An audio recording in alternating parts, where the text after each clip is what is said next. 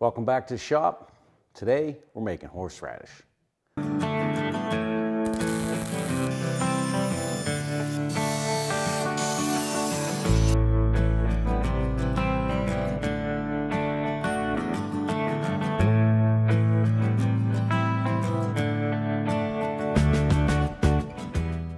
Long story short, guys, told my wife I wanted to make some horseradish.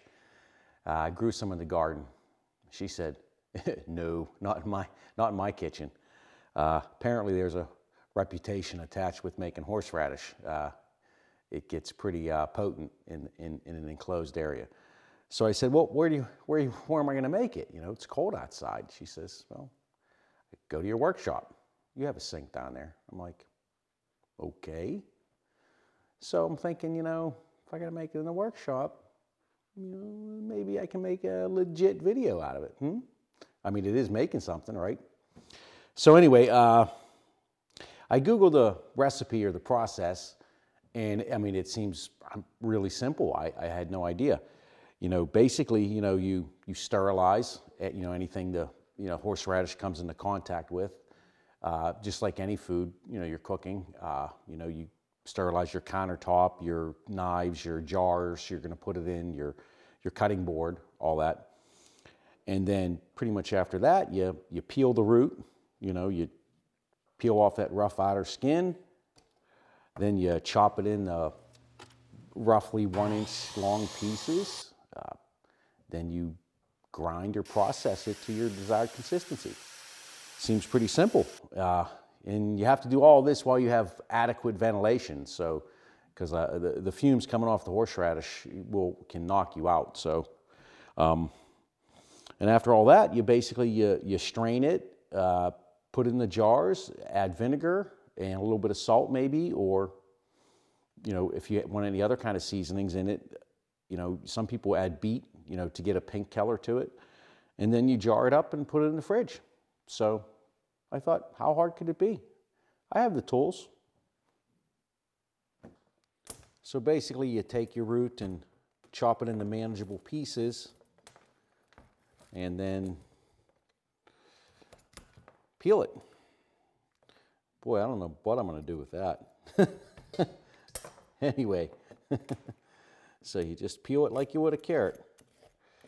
Get that dirty skin off.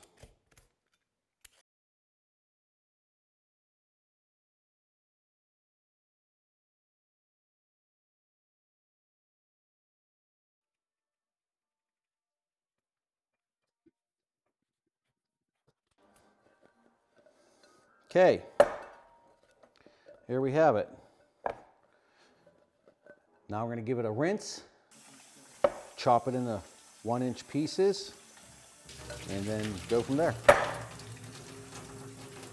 The peeled root has been rinsed, so now we just basically chop it into 1-inch roughly pieces, something that's easier for the food processor here.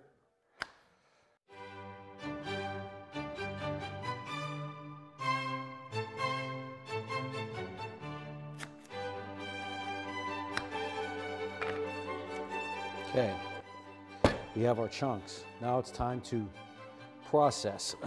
Okay, so I'm gonna do 2 steps. I'm going to use the whatever you call this, the slicing doodad. All right. And I don't know what this is. Anyone know what this is for? We'll use that in the second step to actually make it that fine texture, all right? So, now you wanna have some water on hand because you're gonna wanna add a little bit of water and then you can add salt to taste. I'm gonna put a little bit in. I'm using sea salt. Okay, so this is supposed to be the noxious part, the grinding. Let's see how it goes.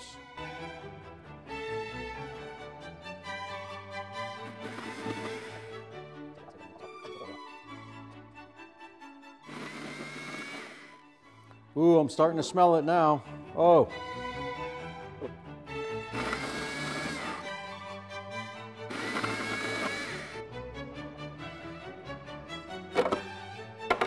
Ah, shit.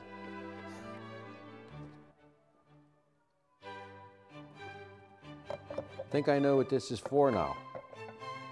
Let's see.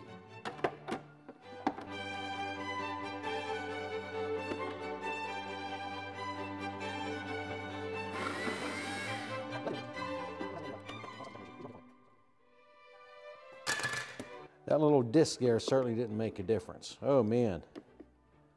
Oh, my eyes are watering. Okay. Oh. Time to put this in.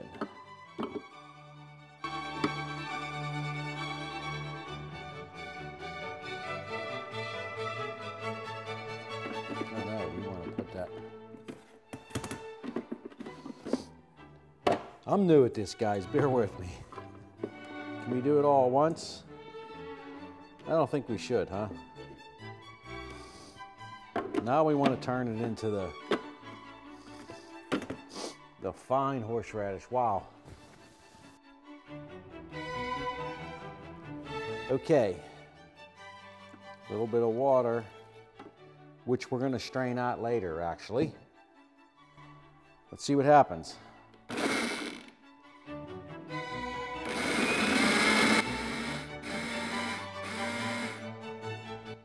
Starting to look like horseradish. Now we're going to add a little bit of salt. I'm just eyeballing maybe a tablespoon of salt.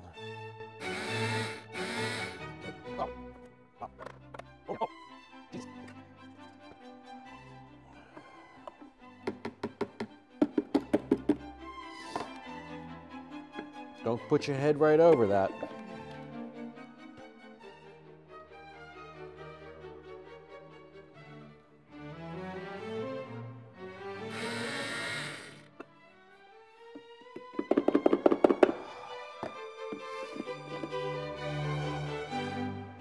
Don't get your nose too close to that. Oh shit.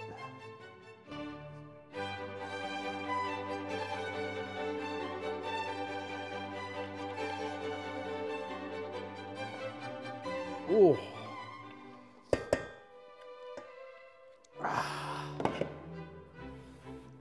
Okay.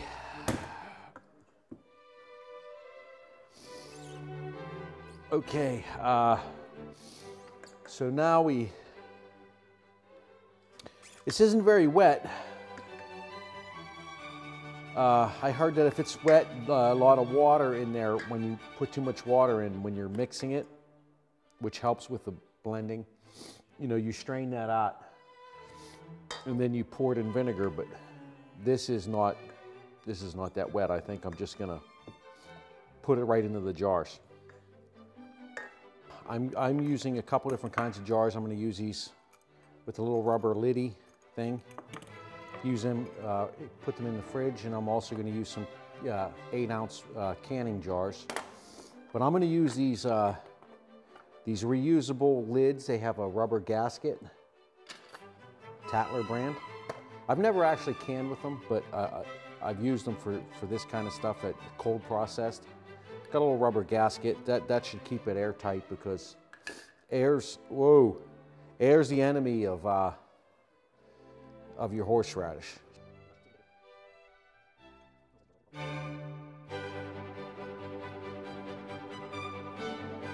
Okay. And then vinegar. I'm using white distilled vinegar. And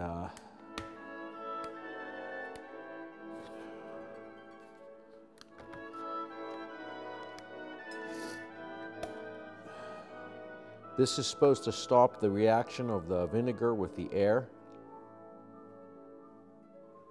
That's what takes the heat out of the horseradish. The longer it's exposed to air,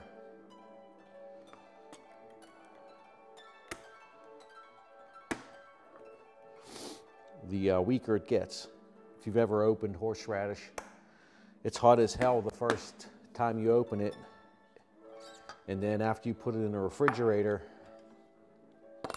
the next time you go and use it a week later, whatever, it's not nearly as strong. And that's because the air it's exposed to is what they say.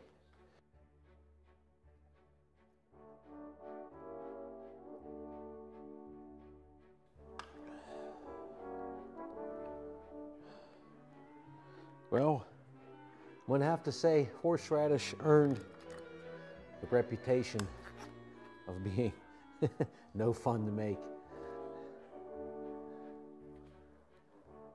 Guess it's really not that bad. I mean, a little bit of crying. All right, there we go. What did I get here? I got 3 8-ounce jars. Yeah, I think these are 6, but they could be close to 8. So maybe we'll say 5 8-ounce jars, and this is definitely that's probably a 4-ounce jar. Yeah, that'll last me a while. Probably give some away to some relatives that appreciate horseradish. Okay, that brings me to the end of this video, but let me say that for the next couple months, my channel is probably going to have to take a new direction. If you're wondering why I'm, like I said, making horseradish instead of building something out of wood or metal or plastic in the shop here, it's the time of year. It's very busy. A lot of fall cleanup, leaves, and winterizing the house and the farm, taking care of the animals. It takes a lot of time this time of year. And I don't have much time extra to spend on making and producing a bigger video that's like, you know, some of the building projects take a lot of planning, filming, and actually editing takes quite a while as well. So I haven't been able to find the time for that.